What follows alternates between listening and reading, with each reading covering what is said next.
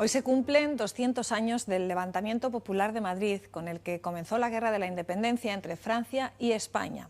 Aquel episodio trajo a Andalucía 2 meses después un hecho que cambió el curso de la historia: la batalla de Bailén, la primera que perdió el potente ejército de Napoleón. Sobre aquella hazaña sin precedentes han reflexionado recientemente en la ciudad jiennense expertos de varios países. Con ellos hemos analizado esa época y la importancia de aquella victoria en la que el pueblo, la gente, tuvo un destacado papel. Años después, la reina Isabel II decretó que todas las poblaciones españolas con más de 10.000 habitantes tuvieran una calle dedicada a Bailén.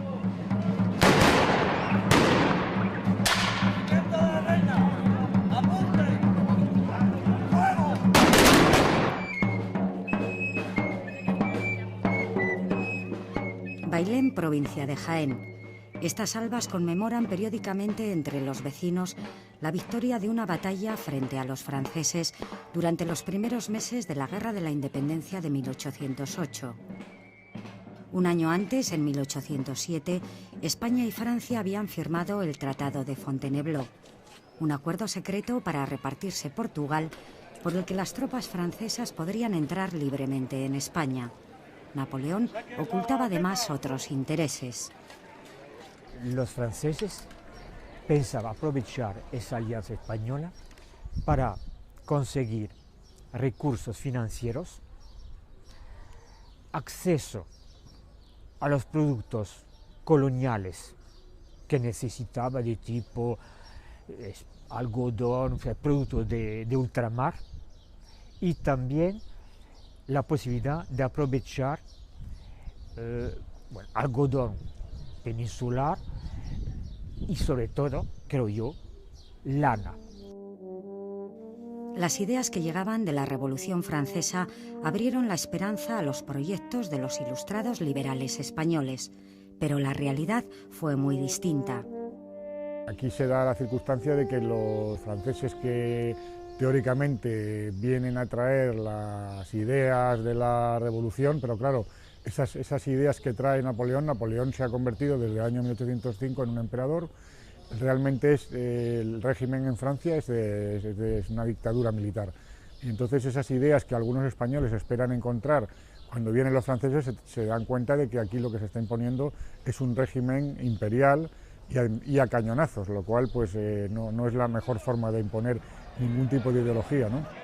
La ocupación de los franceses no se ve con buenos ojos por la mayoría del pueblo español.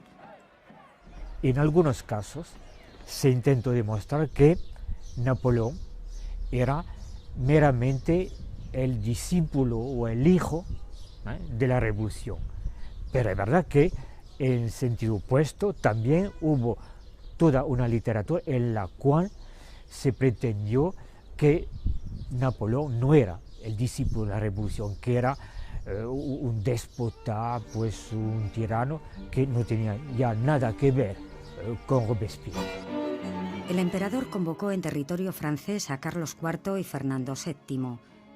Siguiendo sus intereses, se enfrentó a padre e hijo y obligó a ambos a firmar la renuncia a la corona española. Napoleón proclamó a su hermano José I rey de España y las Indias. El levantamiento popular del 2 de mayo en Madrid y los fusilamientos del día siguiente inician la Guerra de la Independencia contra los franceses. La lucha fue duramente reprimida. Goya plasmaría años después en sus cuadros los enfrentamientos de ese día. Durante la madrugada del 3 de mayo de 1808, soldados franceses fusilan a los primeros rebeldes. Son unos soldados de una unidad concreta que estaba en Madrid, los marinos de la Guardia, que estaban en el edificio que se ve al fondo del cuadro, estaban acuartelados ahí, y por eso ellos cogieron a los prisioneros españoles y los fusilaron ahí en la montaña del Príncipe Pío. Esos mismos marinos de la Guardia que luego se incorporaron al cuerpo de ejército de Dupont y que vinieron a combatir aquí en Bailén y dieron la última carga contra la línea de defensa española, y cayeron prisioneros en la mayoría y muchos murieron en la isla de Cabrera. No sé si como castigo a haber fusilado a los patriotas madrileños el día 3 de mayo. La insurrección popular se extendió por todo el país. Las fuerzas del emperador seguían avanzando. La forma en que los franceses se comportan en España es una forma también provocada por los ataques a los que se ven en objeto, ¿no?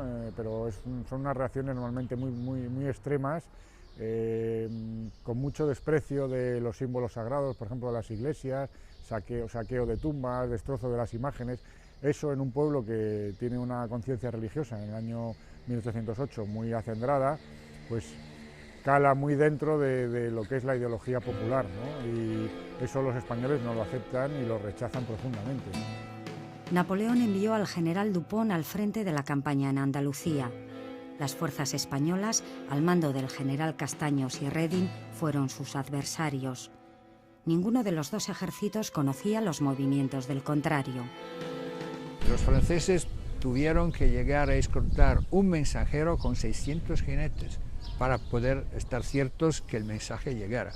Y esto es una de las otras razones por la cual la guerrilla fue importante, porque inmovilizó una cantidad de tropas como guarnición o como escolta a los convoyes que no podía ser utilizada en campo abierto. El enfrentamiento definitivo en Andalucía, la batalla de Bailén, estaba a punto de comenzar. A este puente del río Rumblar, a las afueras de Bailén, llega el general Dupont con sus tropas. Unos metros más arriba se inician los primeros disparos. Hoy, turistas y expertos visitan los escenarios de la batalla. Aproximadamente, en ese momento, se inicia los primeros cruces de disparos. Franceses y españoles intercambian un estado de fuerza. La característica, desde mi punto de vista, más importante fue la sorpresa. Fuimos capaces, nuestras tropas fueron capaces de alcanzar la sorpresa en contra de la actitud francesa, del general Dupont, de ser excesivamente precavido y carecer de información sobre la situación real de las tropas españolas. Reding despliega a sus hombres en forma de arco de herradura, justo en esta zona de Bailén, hoy ocupada en parte por las viviendas de los vecinos. El francés resguarda a sus tropas entre estos olivos.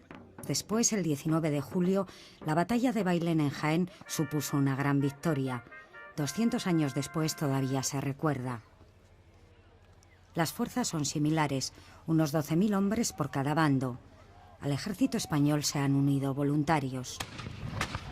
Los paisanos de Bailén y su comarca, y ahí quiero añadir todos los pueblos de la zona, porque todos ya sabemos que Mengíbar estuvo, Andújar, gente de Andújar estuvieron, la gente de Bailén estuvieron, pues todos ellos, la unión de los esfuerzos de las tropas militares, de los ejércitos, que el ejército español de aquella época, no se nos puede olvidar que era un ejército bastante débil, porque nos faltaba instrucción y nos faltaban medios, pero no cabe ninguna duda que unido al afán, al deseo de victoria para conseguir impedir el paso de los franceses, se consiguió una fuerza superior a nuestras posibilidades reales. Los vecinos del Bailén de hoy representan todavía aquel frenético combate. El campo de batalla estaba arrasado por el fuego de los cañones que incendiaron los campos de trigo y cebada aún sin cosechar. A media mañana el calor es insoportable. Podemos estar hablando de unos 50-55 grados, con mucha naturalidad, que tienen que estar soportando aquellos hombres, cubiertos a su vez de aquellos terribles uniformes de época, hechos de lana virgen, que sirven muy bien para el invierno, pero ciertamente fuera del calor sigue siendo el mismo material, aunque cambie el color, con lo cual el calor sigue siendo, o debería de haber sido, horrible, sinceramente horrible. El agua se convierte en un elemento indispensable. La batalla se centra aquí, en la noria del Sordo, en la huerta de San Lázaro, en mitad del campo de combate. Muchos franceses sedientos desertan. Muchos mueren por el fuego enemigo tratando de saciar la sed.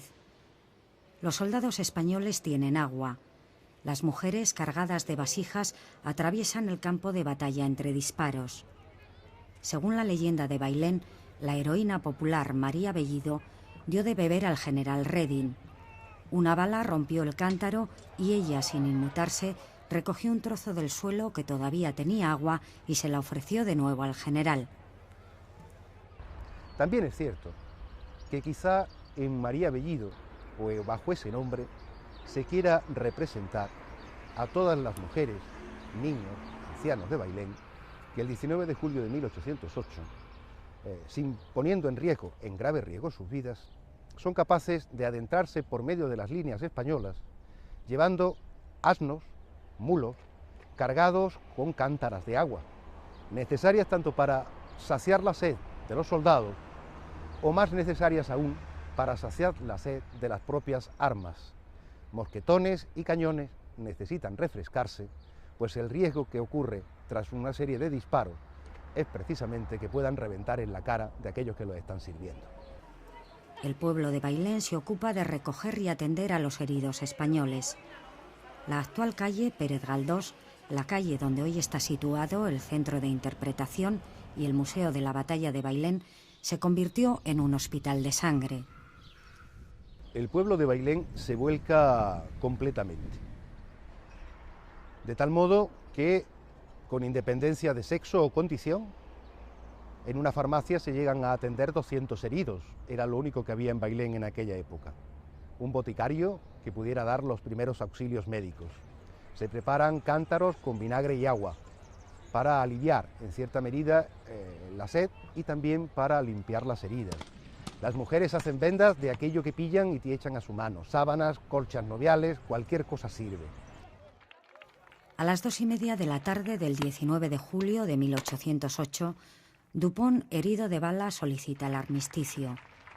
Incomprensiblemente, el general Castaños, que debió escuchar los cañones desde Andújar, llega 3 días más tarde. Las capitulaciones se firman en la Casa de Postas el día 22 de julio, justo en este lugar que hoy ocupa la autovía a escasos kilómetros del municipio. En este terreno que ahora mismo ocupa el puente, en el punto en el que nos encontramos, donde tuvo lugar la famosa capitulación de Bailén. Aquí fue donde el ejército francés tuvo que venir marchando desde Bailén para rendir sus armas ante el ejército que, procedente de Andújar, acompañaba al general Castaños. El ejército francés, el más poderoso del mundo, se rinde por primera vez en su historia. Napoleón ha sido derrotado en Bailén.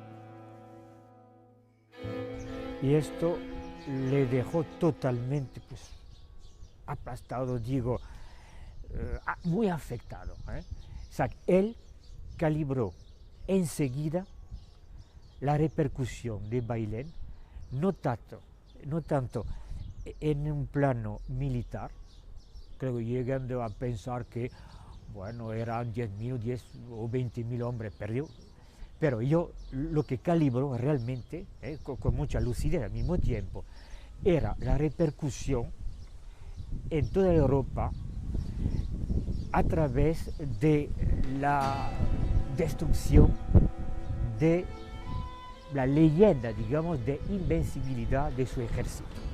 Y esto lo entendió perfectamente. La prensa y la propaganda francesa intentan ocultar el desastre de Bailén. La noticia no se hace pública hasta pasados 2 meses. En el resto de los países ocupados por el imperio tardó más en llegar. En Italia, aparentemente, ni en octubre, todavía no se habla de la batalla. Entonces, y claro que era voluntario, era premeditado, porque era una manera, como Napoleón se había dado cuenta muy bien de la importancia de la prensa y de la propaganda. Esto lo dijo en mucha carta y esto.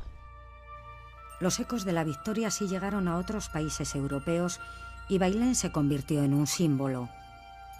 Las noticias de Bailén crearon o hicieron un ambiente de excitación, de triunfo, etcétera, etcétera, etcétera. Buenas noticias de España, en verdad. Y en el resto de Europa habían muchos oponentes de Napoleón. Y vieron de lejos a lo que había pasado en Bailén. Y dijeron, bueno, básicamente, aquí también se podía pasar. Bailén supuso un triunfo y sobre todo una esperanza para España frente al invasor francés. A partir de la épica batalla, la estrategia de la guerra cambió. La sorpresa, la guerra de guerrillas y la participación del pueblo se utilizaron en los enfrentamientos posteriores en España y más tarde en el resto de Europa y América. Los españoles creían que Bailén había supuesto la derrota total de las pretensiones de Napoleón, pero la Guerra de la Independencia se prolongó durante 6 años, hasta 1814. Hoy Bailén sigue recordando aquellos hechos en sus plazas y calles, igual que todas las capitales y ciudades españolas que por decreto de Isabel II llaman Bailén a una calle principal. Un homenaje a la memoria de unos hombres que crearon historia.